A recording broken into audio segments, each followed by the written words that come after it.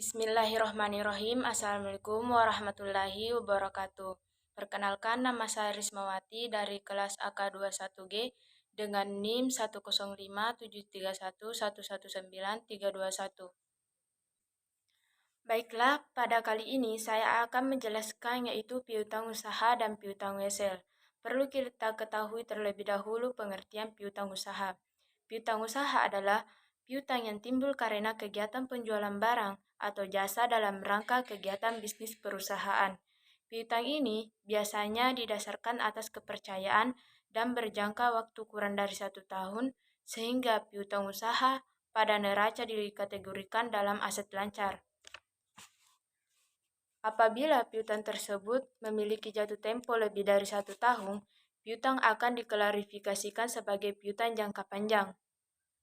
Piutang usaha juga sering disebut dengan piutang dagang, karena piutang tersebut berasal dari penjualan barang, dagang atau jasa sebagai kegiatan bisnis perusahaan. Yang kedua yaitu piutang wesel. Piutang wesel adalah piutang yang didukung oleh perjanjian tertulis atau kesanggupan untuk membayar yang diatur secara tertulis. Piutang ini bentuknya lebih formal jika dibandingkan dengan piutang usaha. Di dalam piutang usaha terdapat mencatat penurunan nilai piutang atau piutang tak tertagih. Ada dua metode yang dapat digunakan untuk mencatat penurunan nilai piutang atau piutang tak tertagih. Metode pertama yaitu metode penghapusan langsung dan yang kedua yaitu metode cadangan. Adapun yang pertama yaitu metode penghapusan langsung, yang artinya yaitu metode ini merupakan metode yang sangat sederhana dan didasarkan pada realitas yang terjadi untuk piutang yang tak tertagih. Pencatatan kerugian piutang sebagai beban dilakukan pada saat piutang usaha benar-benar dinyatakan tak tertagih oleh perusahaan karena pihak debitur mengalami pailit atau bangkrut. Dengan mencatatnya di posisi debit akun beban penurunan nilai piutang dan posisi kredit akun piutang usaha. Metode kedua yaitu metode cadangan. Di dalam metode ini, pencatatan kerugian piutang tidak menunggu sampai debitur dinyatakan benar-benar tidak mampu membayar dan dilakukan estimasi jumlah piutang yang kemungkinan tidak akan dapat dibayar oleh debitur pada akhir periode akuntansi. Selanjutnya yaitu penentuan besarnya cadangan penurunan nilai piutang. Sebagaimana telah dibahas sebelumnya bahwa penjualan secara kredit akan mengandung resiko ketidakpastian terkumpulnya piutang usaha, sehingga perlu dilakukan estimasi besarnya piutang yang kemungkinan tidak dapat tertagih pada setiap akhir periode. Berikut adalah tujuan penentuan besarnya tafsiran piutang yang tidak dapat tertagih. Yang pertama yaitu memperhitungkan beban-beban yang berkaitan dengan penjualan secara kredit, sehingga laba rugi periodik akan menggambarkan ketelitian dan keadilan. Dan yang kedua yaitu menunjukkan nilai dari piutang usaha yang dapat direalisasikan di masa yang akan datang. Selanjutnya akan dibahas mengenai masing-masing metode tersebut. Yang pertama yaitu persentase dari penjualan secara kredit. Dalam pendekatan ini, penentuan besarnya penurunan nilai piutang atau kerugian piutang yang akan dicadangkan didasarkan pada data-data yang tersedia pada laporan laba rugi perusahaan, sehingga metode ini sering disebut dengan pendekatan laba rugi. Data yang dimaksud adalah data-data yang berasal dari penjualan secara kredit selama periode yang bersangkutan. Presentasi selanjutnya yaitu presentasi dari piutang usaha. Dalam metode ini, besarnya kerugian piutang yang akan dicadangkan didasarkan pada data-data yang berasal dari neraca, sehingga metode ini sering disebut dengan pendekatan neraca. Data yang dimaksud adalah data dari saldo piutang usaha pada akhir periode. Dasar pemikiran dari pendekatan ini yakni piutang yang tak tertagih muncul karena perusahaan memiliki sejumlah piutang.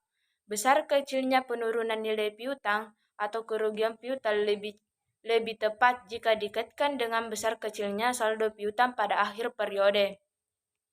Selanjutnya yaitu presentasi dari total saldo piutang usaha.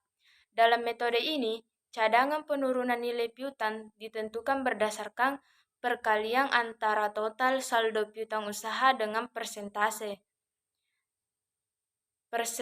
tertentu dari piutang yang tidak dapat tertagih atau cadangan penurunan nilai piutang yang telah ditetapkan sebelumnya. Persentase tersebut ditentukan berdasarkan pengalaman pada periode sebelumnya atau seperti perhitungan yang dibahas sebelumnya. Selanjutnya yaitu analisis umur piutang. Dalam metode ini, semakin lama peredaran piutang usaha, maka semakin besar kemungkinan piutang tersebut tak tertagih.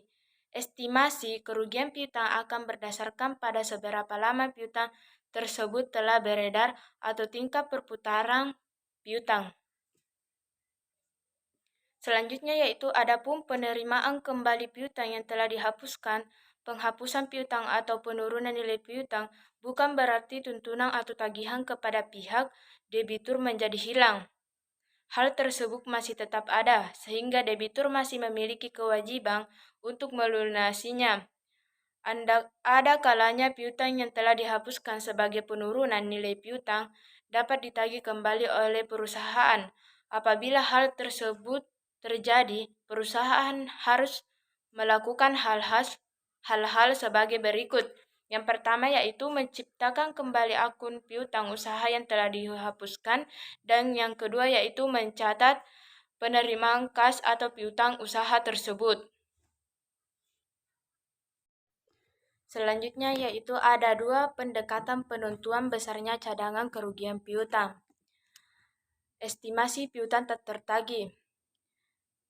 Pendekatan pertama yaitu pendekatan laba rugi.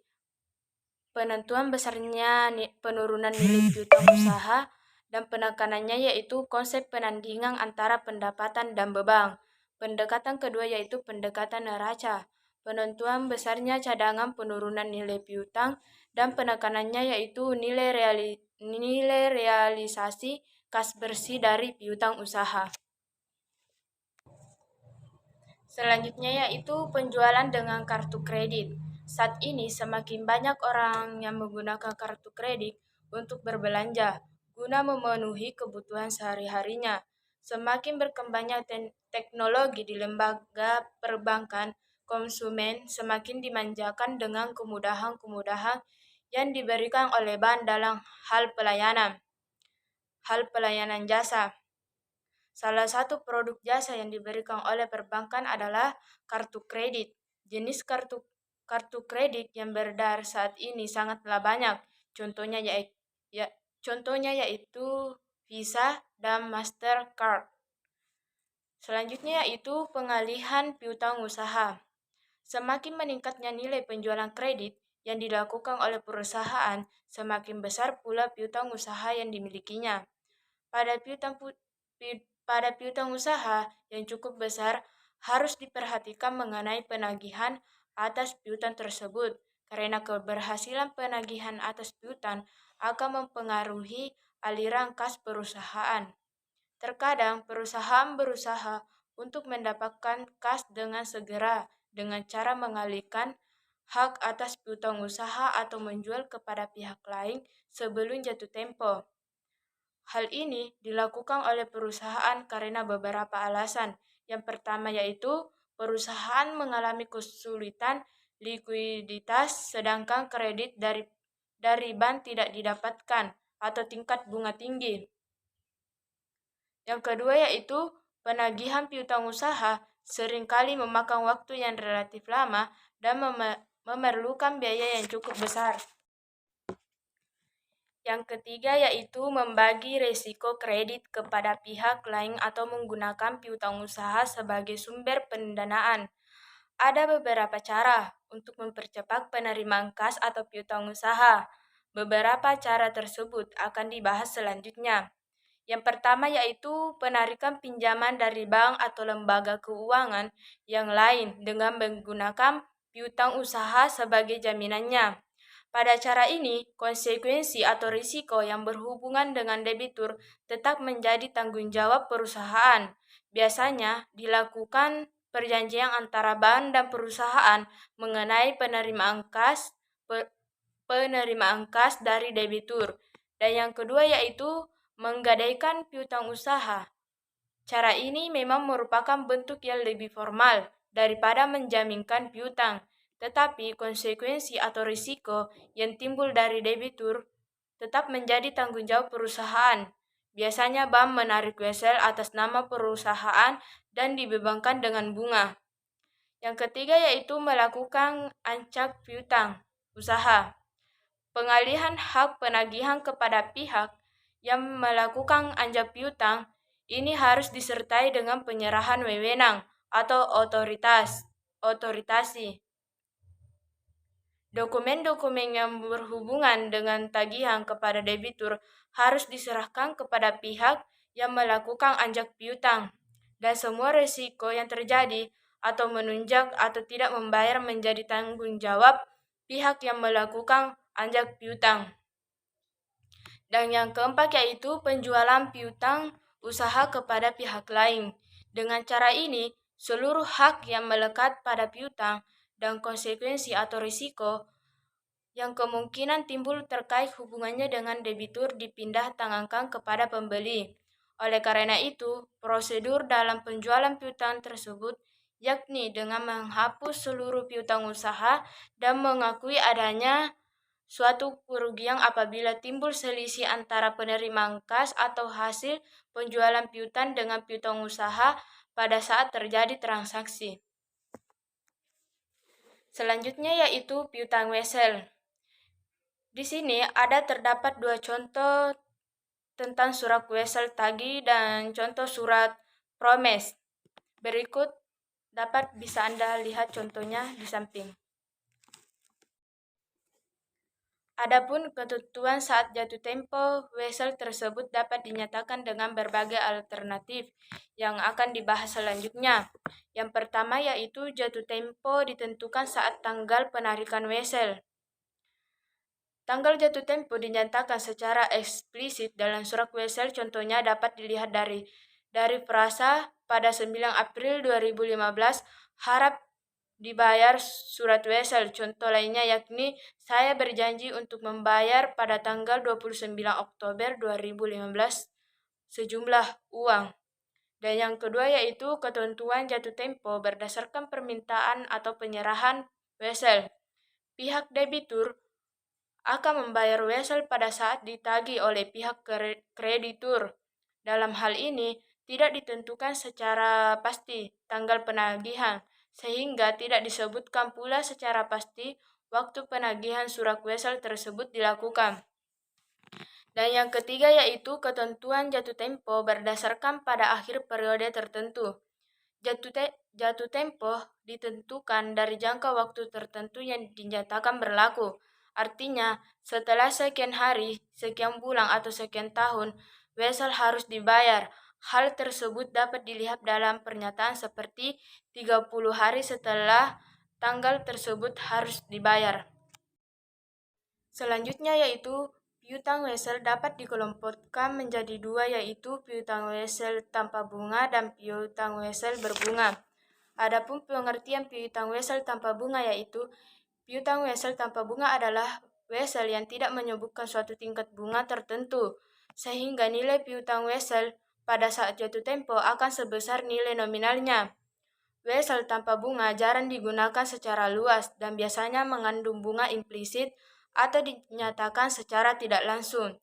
Dan yang kedua yaitu piutang wesel berbunga, di mana piutang wesel berbunga adalah wesel yang menyebutkan suatu tingkat bunga tertentu sehingga nilai wesel pada saat jatuh tempo adalah sebesar nilai nominal wesel ditambah dengan bunga wesel.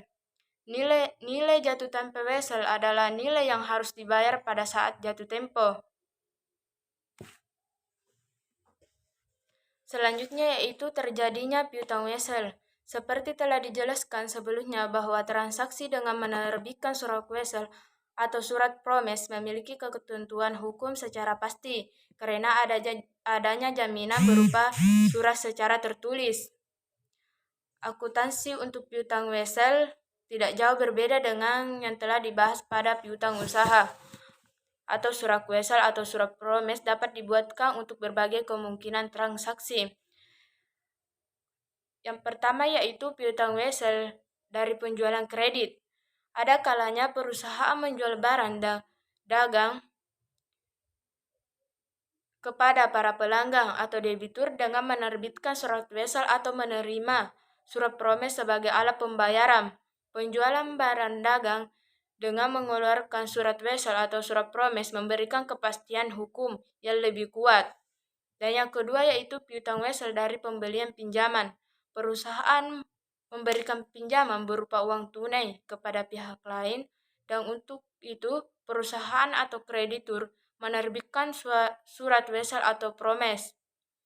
Pihak perusahaan kreditur menerbitkan surat wesel atau surat promes dengan tujuan untuk menjamin kepastian pelunasan oleh pihak debitur pada saat wesel jatuh tempo.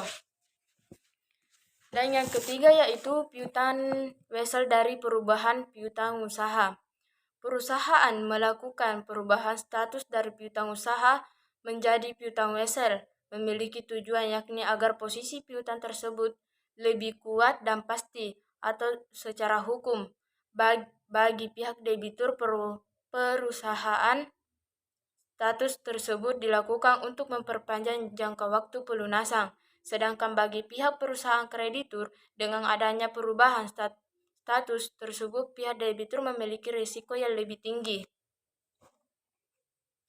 Dan yang keempat yaitu piutang wesel tidak dapat ditagih.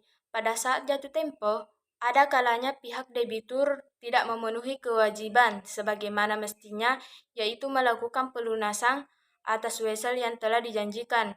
Apabila hal ini terjadi, status piutang wesel telah berakhir dan berubah menjadi piutang usaha. Adapun pendiskontoan piutang wesel yaitu surat wesel atau surat promes adalah surat yang berharga yang memiliki ketentuan hukum. Surat berharga tersebut dapat dipindah tangankan atau dijual kepada pihak lain atau bank atau lembaga keuangan lainnya. Sebelum jatuh tempo, perusahaan atau kreditur akan mengalihkan dan menyerahkan wesel kepada pihak lain atau bank atau lembaga keuangan lainnya. Dan selanjutnya perusahaan akan menerima pelunasan wesel tersebut sebesar nilai jualnya. Penjualan piutang wesel sebelum tanggal jatuh tempo dinamakan pendiskontoan piutang wesel. Biasanya perusahaan akan menerima harga jual wesel yang lebih rendah nilainya jika dibandingkan dengan nilai wesel pada saat jatuh tempo. Hal ini wajar karena perusahaan menginginkan penerimaan kas yang lebih cepat dari tanggal yang seharusnya atau tanggal jatuh tempo wesel. Adapun penilaian dan pelaporan piutang usaha serta piutang wesel. Piutang usaha diakui pada saat barang atau jasa diserahkan atau ketika adanya peralihan hak kepada debitur. Penilaian dilakukan terhadap piutang usaha menyangkut masalah tanggal jatuh tempo dan jumlah kas yang akan diterima di masa yang akan datang. Nilai piutang usaha yang dilaporkan pada neraca adalah sebesar nilai bersih yang dapat direalisasikan menjadi kas di masa yang akan datang.